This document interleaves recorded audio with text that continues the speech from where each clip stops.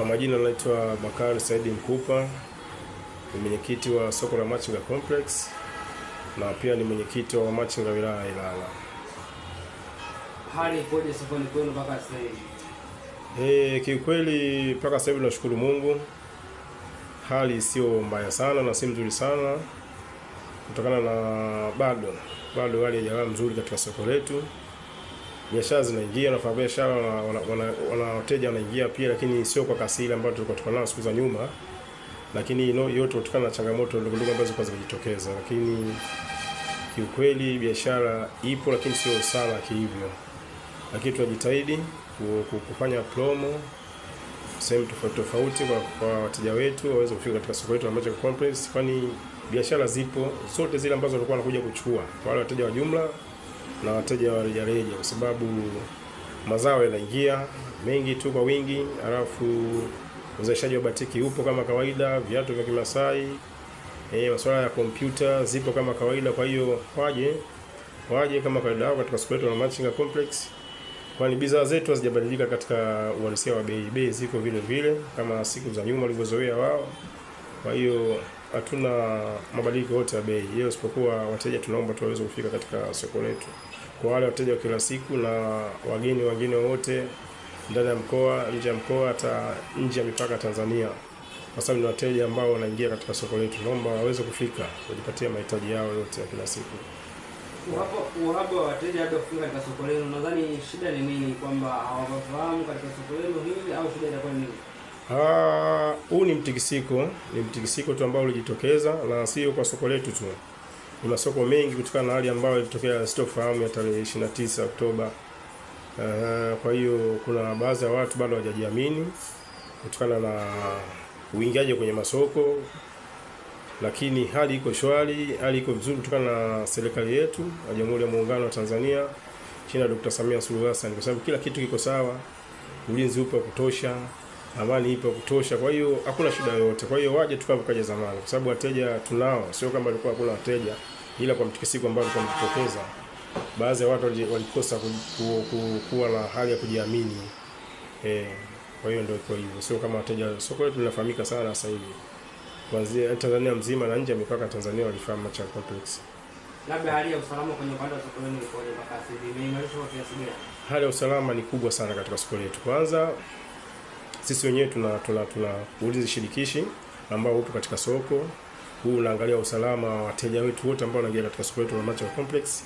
Pia tuna doria mara kwa mara kutoka jeshi la polisi tukiongozwa na kituo cha Pangani Msimbazi, huwa wanazungukia sana katika maeneo yetu kila wakati. Kwa hiyo hata ukitokeza changamoto, kwa sababu ni watu ambao tuko nao karibu na tunafanya nao mawasiliano, na hii yote kutokana na mwenyekiti wa ulinzi na usalama wa wilaya Mheshimiwa Edward Mpogolo, mkuu wa wilaya, atusaidia sana katika mazingira hayo. Kwa hiyo hali ya ulinzi iko vizuri. Kwa hiyo waje kwa chochote kile na muda wote, na ni miongoni mwa soko la masaa 24 Machinga Complex.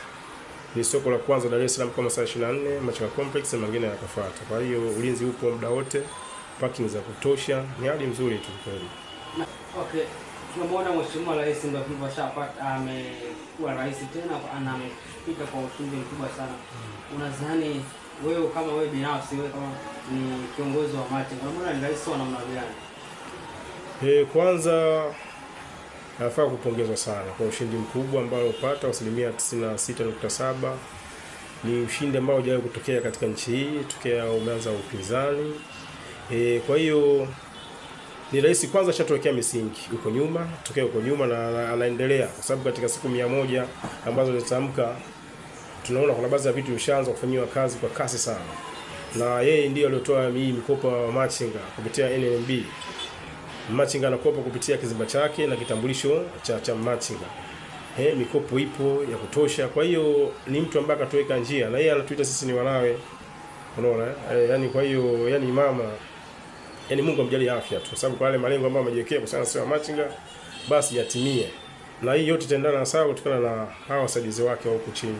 Kama nilivyozungumza, sisi tunaye mtu ambaye anafanya vizuri upande wetu, mkuu wa wilaya, mkuu wa mkoa pia, Bwana Chalamila, na ni mtu ambaye iko sawa sana upande wetu sisi. Siku 100 sisi tumejiandaa kwa maelekezo. kwa maelekezo na kiutendaji zaidi, kwa vile vitu ambavyo vitaelekezwa na tutaelekezwa upande wetu tutavifanya kwa utubu, kwa uadilifu mkubwa. Kikubwa ni kwamba kuleta maendeleo katika nchi yetu na maendeleo ya mtu mmoja mmoja kama wafanyabiashara. Kwa hiyo tumejipanga na subiri tu maelekezo. Kama kuna hiki cha kufanya, basi tutafanya kama viongozi, tutafanya kama wafanyabiashara. Kwa hiyo tuko tayari kupokea maelekezo yoyote ambayo yatakuja kuhusiana na siku 100 upande wetu sisi wa machinga. Kwanza kabisa ni waase wafanyabiashara ambao wao kwa sasa, kwa sababu kuna wingi wa wafanyabiashara ambao wametoka kwenye masoko na wameenda kujipanga barabarani maeneo ambayo si rasmi.